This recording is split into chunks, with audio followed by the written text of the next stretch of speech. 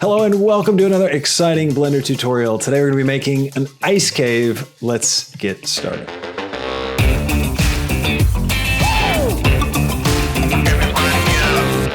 All right, so first thing I want to do in thinking about this is actually, I think what I'm going to do is I kind of block it out a little bit, to be honest, before I even work out how I'm going to make it look right. So I'm going to hit A to select all and X to delete. And I'm going to start with a plane. And I'll scale it up a little bit, just create some ground. And I'll go Shift A, camera, and I will hit the 0 key on my num keypad. And I will open up my side panel with pressing the in key, or you can just click the little hidden arrow. And I'll go to view and I'll lock my camera to view. That's what that says there. Hide that again. And now I'll just pull back and find myself. All right, I'm gonna have a cinematic size. So I'm gonna do my widescreen again. So I'm gonna go up here and I'm gonna type in the width of my frame, so 1080, or sorry, the height of my frame, 1080, and I'm gonna multiply that by 2.35. And that'll give me the aspect ratio of the 2.35 aspect ratio, which is the CinemaScope ratio. And I'll just kind of position my camera somewhere roughly. And I'm going to go to my camera tab, take the viewport display, and I'm going to turn up passport 2. So, all right, now what we're going to do here is unlock my camera to view. So open this tab back up, untick that, and I'll just kind of make my view a little bit bigger so that we can see. There we go. All right, now let's think. How are we going to pull this off? I want to have like a cavernous space that we're kind of in, but I don't want to enclose the camera because I want to be able to light the scene pretty well. So I will go for a mesh UV sphere. I'm going to scale it up, scale it down on the Z, bring it up, go into edit mode, go into transparent mode. I'm going to leave my camera and I'll look at this head on by hitting 1 on my number keypad, and I'll hit B to box select, grab all those bottom vertices, and I'll make sure you've got X-ray turned on, because that will allow me to select all the vertices, even the ones I can't see. And I'll delete those. And now I want to see where my camera is. So the camera's over here. So I'm going to go into edit mode again. I'll grab this vertex here. I'll turn on proportional editing and I'll hit G and Z and I'll roll my wheel just to kind of expand my selection. I'm just going to pull this thing up like this. I might grab this one over here, do the same. And maybe this one down a bit. I'm just kind of creating a rough shape. I'm going to scale this thing up so it kind of covers things a little bit. Oh yeah, and I want to change my camera lens as well. I'm going to cover it in my camera. I'm going to switch this to a 24. We'll go a bit wider. And I will bring this up. So I get this kind of cave roof, right? And again, we're just roughing this out, trying to make this work. I'm going to right click, shade smooth. And if I turn off X-ray mode, we get a sense of it. All right, that's pretty cool. Now let's get some kind of floor going on that works. So I might scale this plane up a little bit further. I might rotate it a little bit so it's kind of an even in line with the camera. And then I'm going to go here to F3 and subdivide. And then in my little pop-down menu, which is behind my head, here, I'll turn this over. All right, I'm going to select, do my subdivisions all the way up to 10 here. And I'm going to grab proportional editing, and I will, just like I was doing before, just kind of shape it a bit random, a bit fun. Again, I'm rolling my mouse wheel to change the size of the area that's affected. I'm not kind of worrying about this far off area yet because I want to have like another region kind of curve off. I'm going to right click, shade smooth. And okay, let's figure out this other side that's going to kind of head off here. How are we going to do that? Let's go Shift A. Let's just create another plane. Actually, you know what? Let's just take this plane. Shift E to duplicate. And you know what? Let's take this whole thing. I want to take all of this. I'm gonna go Shift S. Oh, so my cursor is already in the middle of the scene. I'm gonna go Shift A. We're gonna go empty plane axis. I'm gonna take all of these things, click there, and then Control P to parent them. And then I'm just going to look at this from the top down, and I'm just going to rotate. Actually, I want my camera in there too. Take it all, and I'll just rotate it on the Z and kind of eye it up just so it's a bit more in line with X and Y. That'll just make life a little bit easier for us. Now I can take all of these and not Shift D. I can Alt P, clear parent, keep transform. Now I can delete that empty. So now everything's oriented a bit easier for me to mess with. So I'm going to take this plane, I'm going to Shift D to duplicate, and then I'm going to rotate on the Y. So now it's a lot easier. I can just rotate, right on the Y, and it'll get it where it was. Whereas before it was off at that angle, and it's just confusing. All right, now I'm going to jump back into my camera. Now I can go into edit mode, and now I can just move these guys around a little bit. Grab them on the X, push them out. Now remember, I'm only worrying about what my camera sees, okay? I'm not thinking about anything else other than what the camera sees. That's the only thing that matters. Next thing I want to do is think about maybe getting some rocks in here, some large rock objects. And I'm going to use them to kind of like frame the scene a little bit. So I want to put one right here, maybe one right here, some others around here. So I'm going to make a new asset. I'm going to make a rock asset, but I'm going to take all this stuff first. And I'll call this my cave floor, cave back wall, and cave roof. And then I'm going to take these three things. I'm going to create a new collection. I want to drag them into it. I'll just call this cave, collapse that down. Now I can just untick them to hide them for now. Now I'm going to make a bit of a rock boulder thing. So I'm going to go mesh. I'm going to go isosphere, I think. Scale on the Y. I'm going to come over here, create a displacement modifier. Where are you? There we go. Displacement modifier. I click new to create a new texture. Call this my boulder displace. And I'll click this little tab, which just jumps me down to the texture tab here. And I'm going to switch from image movie to clouds. And that will just give me some irregular noise that will shape my rock a little bit. And I'll pop back into this. And then I'm going to get, let's see, I'm going to add in a subdivision surface modifier. And maybe put it before.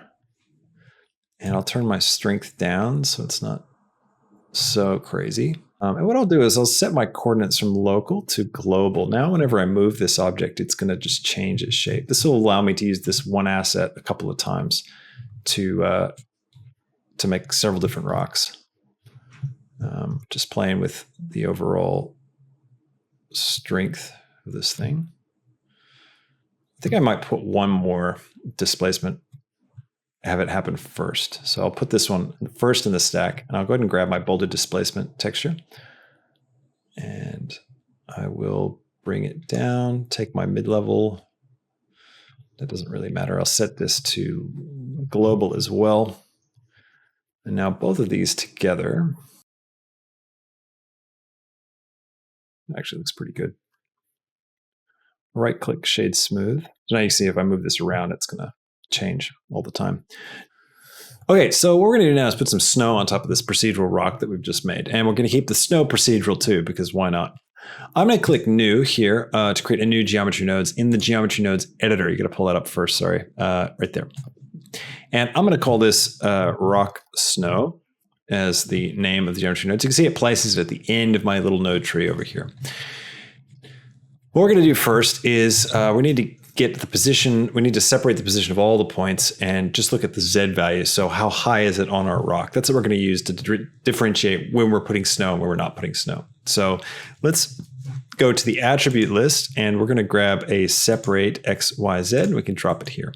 Now the vector that we want to separate is going to be the position, and that's going to grab the position of every vertex on this object. And this is a list of them here. You can get this if you open up the spreadsheet right here. Yeah. Anyways, so I'm going to send my result Z into a new variable. I'll call it ZPause.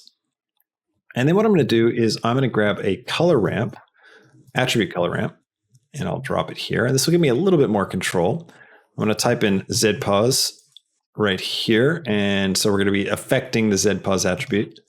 And then we'll just save over it as well. And you can see, bam, we get this new value over here that shows up in our list.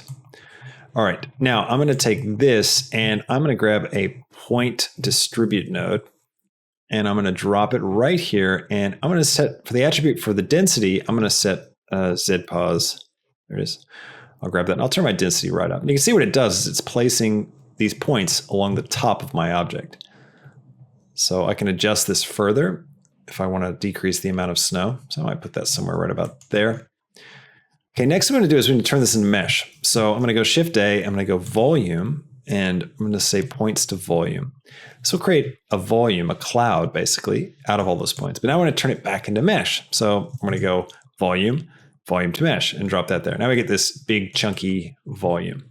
Now I want to see what this looks like with my rocks. So I'm going to grab a join geometry node, and I'll drop it right here, and I'll grab this input, stick it there, and I'll grab this one, put it here, and then I'll connect this one here. So we're taking the original rock mesh and we're joining it with this new mesh that we've created using the data of the rock. Now I need to shrink it down a bit. So I'm going to take my radius down right here, and I can just play around with this till we get something that looks good. Turn my voxel amount down maybe like that. And then we could round this thing out with a subdivision surface. So I can drop that on there, and then we need to smooth it out. So we need to change the attribute, the shade smooth attribute. So instead of right-clicking, going shade smooth, what we can do is we can go attribute fill, drop this right here, and we can set this to Boolean, and we can type in, oh, there it is, shows up automatically, shade smooth. Just click that, and we're going to tick it on. That will turn on shade smooth for this object. Now we got some gaps, so I kind of want to fill those out a little bit. So what I might do is hold down shift and drag until that fills out. Actually, it's probably a bit too much. Instead, what I could do is increase the density over here, and that will fill it out nicely.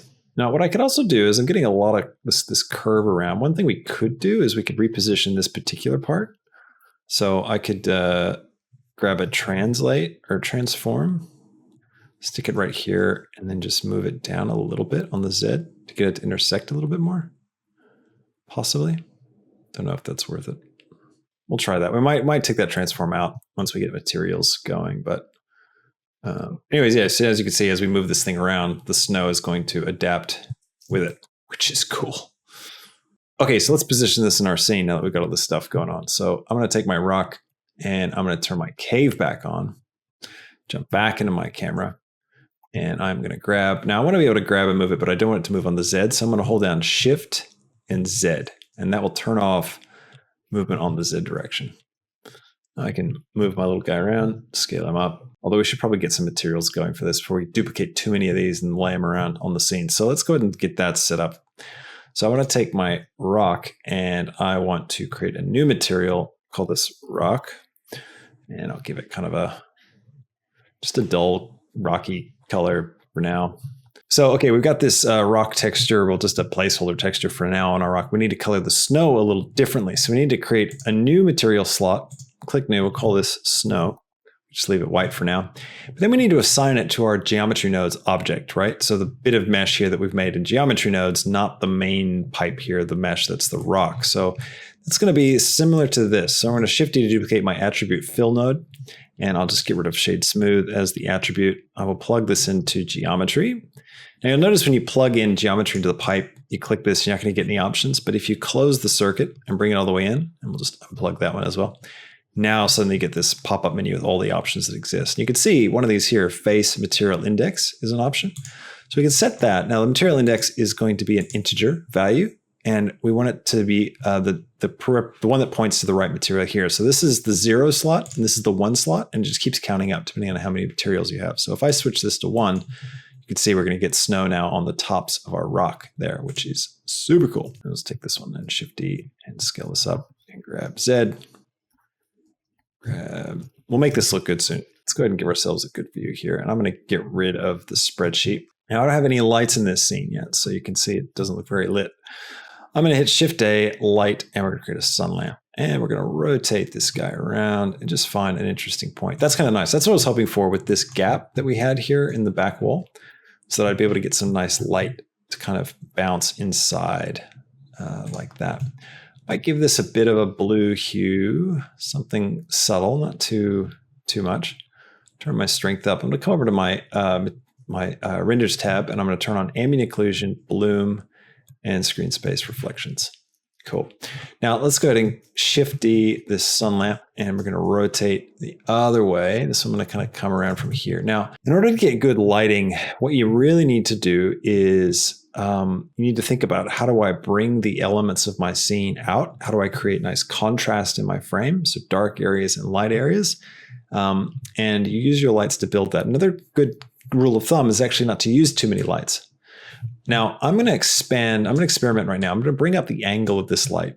That will really soften the shadows and cause this light to really just kind of fill this area in a really soft way. And I'm going to just bring it up a touch. And this is going to be kind of a fill light that I'm going to use here in the foreground. Now I'm going to take this bright one that we've got turned right up, and I'm going to shift D, and I want to get some light kind of hitting this rock along this back here. So I'm going to rotate this around, and I'm going to try and see if I can get that to happen. I might not be able to with a sun lamp. I like using sun lamps a lot, but they're not always going to be the right lamp to use. I'll pop out here. Let's rotate this thing on the Y, bring it kind of straight down, maybe a bit like that. Rotate Y. Yeah, we're not going to be able to get enough of an angle to hit that. So I'm going to delete that light. I'm going to create a, we could go for an area light. I might just start with a point light. And I will turn up the brightness on this and push it back a bit. I might stick it in there somewhere for now. So you can get that little rim on the snow and stuff. It's quite nice. If I expand the size of this one, again, the radius, it's going to soften it out, making it a bit bigger. I don't want to do this too much. I got to be careful. It's easy to kind of break what looks good about it, but this should still work. Now I might be wondering, like, why have I not made a procedural system to place these guys randomly throughout my scene? The reason for that is that having something procedural, it's really just about helping your workflow, like making your life easier, right? When you're creating something, you're going to have to still shape it by hand, like you need to be able to craft things. And so sometimes it's good just to have a couple of procedural assets that can kind of, create some randomness themselves. And then you use those to sculpt out, whatever it is you need for your scene. It's interesting doing it like that, like scaling it up. Okay, so let's flesh these materials out a little bit better. I'm going to take this, I want to give this material the snow. I'll put snow on the roof as well and on the back wall. Now let's turn this into our shader editor. Let's start coloring things. I'm going to put a tiny bit of blue into it, okay? And then I'm going to turn my subsurface scattering up, these guys. And I'm going to click on the radius, and I'll make it, actually I'll go 0.1, and 1. Nope. Let's try 1.1. No, it's going to be purple. Let's just try 1, and 1. That will probably give us the best result. And I'll give the subsurface color maybe even a bit more of a blue. What I could do is actually make the main color like a pure white. And then the combination of those two could be quite good. So subsurface scattering allows light to penetrate in and like just get these nice soft edges. Now I'm going to grab, let's see, my roughness, and I'll bring it down as well. Start making these things really shiny and ice-like. We can also use clear coat probably. So I can turn the clear coat all the way up. Clear coat is basically like an extra layer on top of, it's like, if you have like a varnish on top of something. I'm going to grab a, what do I want? I'm going to grab a noise texture and a bump node. I'll take the factor into the height, and I'll take the normal into the normal. We're going to introduce a couple layers of variation in the noise on the bump of this thing. Take the scale and let's go way up. Now we're probably going to want to have slightly different thing, because ice and snow, like we're not going to have snow on the ceiling, are we? So yeah, this is going to be two different types of materials. So let's take that, keep going with that scale. Give it these nice little pinpricks with it. I might turn my subsurface up a bit. Roughness, I'm going to turn down because that bump is really going to break things up. Now I might turn the specular way up as well. That's really important. Now we can get more of a specky kind of like shimmery look, I think, if we take this noise texture and a color ramp, and let's plug the factor in here, and let's plug this into the specular. See what that does. Is this doing much for us? Let's plug it into the roughness. See what that looks like. That's pretty cool.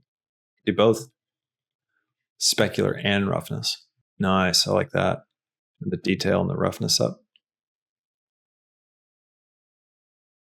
Push this pretty hard. One thing that kind of looks cool sometimes is if you take a material in Eevee, we go to options and we set the blend mode to alpha hashed. and then turn on subsurface translucency, and you get this like really nice look. All right, let's come up with a different material for this roof in the ground. So I'm going to take this and I'm going to click on the double paper icon, which duplicates the material but makes a new one out of it. And I'm going to call this ice. Click my ceiling and I'll assign ice to it and my back wall as well. Now for ice, I'm going to unplug this bump, and I will also unplug all this, and I will take the subsurface right down. Need a bit more, some more subdivisions to really make it work. Let's take this object here and let's add a subdivision surface modifier and crank it up. You can see it really smooths it out. I'll do the same thing on this guy. Subdivision surface, smooth it out. And we could take clear coat off because we don't need a clear coat on this. We'll up the roughness a little bit. It's really cool looking, isn't it? All right, so for this one, we do need some bump though. But it doesn't need to be so small. It needs to be quite big, actually, and subtle. So I'm going to plug this into the normal. And in fact, I'll go even smaller than that. That's good. I might make the distance 0.1. And a little bit more, maybe. Just play with that a little bit. All right, now I'm going to take my world, and I'm going to maybe drop it to black. You can see how much the world's doing. It's pretty cool. I mean, we could push it into blue. That looks quite good too.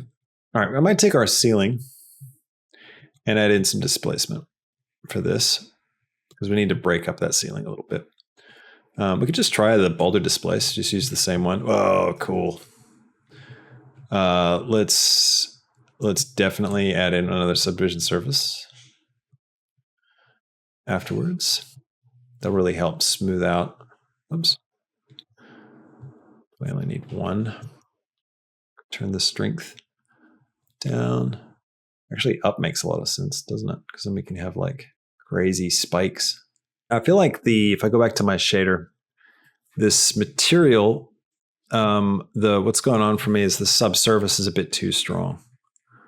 So if I pull this back a bit, I also feel like we could use some volumetrics as well. Let's do that next. Let's go to our object. Let's go world shader. And in the world shader, let's grab a volume scatter. And let's drop this into the volume. And we'll take the density down to like 0.1. And the anisotropy will drop. Take it up. I don't know, down. I mean, I guess a little bit isn't bad, you know, like 0.02. Let's duplicate these lights, put some around here. The radius as well is kind of cool. We can play with that. It's kind of nice having one like tucked right at that tip. You can see how this is really brightening up the haze in this back section of the cave. And that's what I was saying before. Like if I turn this off, you see you can kind of lose it. It gets a bit muddy. It's dark in here and I can't really pick out the difference between this rock and that background. But if I turn it back on, I really start to see a difference there. So one thing I'm thinking now is right here is the center of our composition, right? This rock corner. And it's like one of the darkest bits. And it doesn't really work well to have that so dark.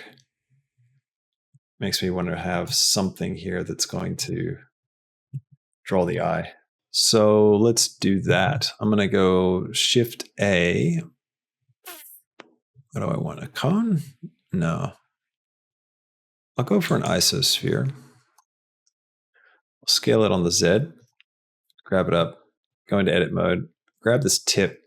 And I'm going to make sure portrait lighting is turned on. And I'm going to scale and roll my mouse wheel like this. And what I might do is pop out of my camera, grab the top, scale this up, but keep this small. It's kind of dumb doing it this way because you can't really see what I'm doing. But anyways, that's what it looks like. So it's a nice like ice crystal looking thing. So let's get our camera in position. Scrub this around. Let's get one of these to work. I want to do something similar with the displacement, where I put a displacement modifier on it. I could just grab the same boulder displace, to be honest. And then let's use global again. So now it will change wherever we move it. And then my mid-level, I'll bring it up. It should keep the point pretty good, although it does look a bit gross sometimes, but that's all right. All right, let's turn this off and let's go ahead and give this thing a material. Let's just throw ice onto it. Might grab the roof object there. And I'll switch to my geometry node editor. I'll click new and I'll get let's just grab a point instance, drop it on here, and a join geometry. So we can join it back with the original geometry. Oh, there we go. All right, now let's grab the icicle object and let's name it icicle. Let's do point distribute. That should always go first. And I'm just going to go into this mode so I can actually see the points that get distributed on here. And let's turn the density right up. Now, why am I? Oh, it's because I'll just plug this in here. Delete that. There it goes. Now I can see where they're going to go. Yeah, this is looking all right. So okay, now I'll have to put my point instance down. All right, now what I need to do is scale these guys down. So I'm going to go for a point scale, drop it in before my instance, and I'll grab a value node. Boom. And I'll turn the scale down so they're not too terribly big. So let's just check. Oh, that's right. I need to apply the scale. So this thing I've scaled out, I've stretched it, remember? And so these are all appearing with like the base scale. What I'm going to do is I'm going to go F3, apply scale, and that will apply the scale. Now they all have the correct scale, but they're all pointing in the wrong direction, right? So we need to get them all to orient down. Vector, attribute, vector, line, rotation to vector. And go Z. There we go. All right, they're all looking pretty funky, so I'm going to just disable this for now because I think they're going to look a little bit better without it. But what we need to do is actually have a random scale on each of these guys. So I'm going to go for attribute randomize. I'll drop this here, and we are going to use the scale, and I'll bring the max down. So it will randomize between 0 and 0.14. Should be pretty good. Also need to bring them down a little bit. They look like they're a bit too high. We translate. That's good. So what I could do is go into edit mode and then scale Z. All right, let's see what this is looking like. The magic happens when it's all rendered together. Yeah, it's looking good. That's a bit better. Now what I can do is I can turn up my density if I want more of them. And what I might do is I'll go into edit mode. I'll hit A to select all. I'm doing this blind. Then S to scale, Shift Z. So I'm scaling everything except for the Z. And then I'll go in like this. This makes them much sharper. Bingo. That looks a lot better. Leave edit mode. Let's increase the density. Might take the translate back up. Now that looks cool. Hope you enjoyed that tutorial. Now, if you'd like to get a hold of this project file, you can grab it over on Patreon at the All Access Pass level and higher. And if you want to watch this full uncut live stream, you can find it on Patreon as well as on YouTube. If you become a member there, you can find the full live stream, which was an hour and a half long, which was really cool. You're watching the cut down 30-minute version probably. So if you'd like to check out all the stuff we go through to get to this final image, head over there and check out those resources. There's a ton of extra content there for you to enjoy. And if you liked this video, please consider hitting that like button and subscribing to the channel and ringing the bell to get notifications. I'd really appreciate it. Thanks so much for watching. I'll catch you in the next tutorial. See you later. Bye.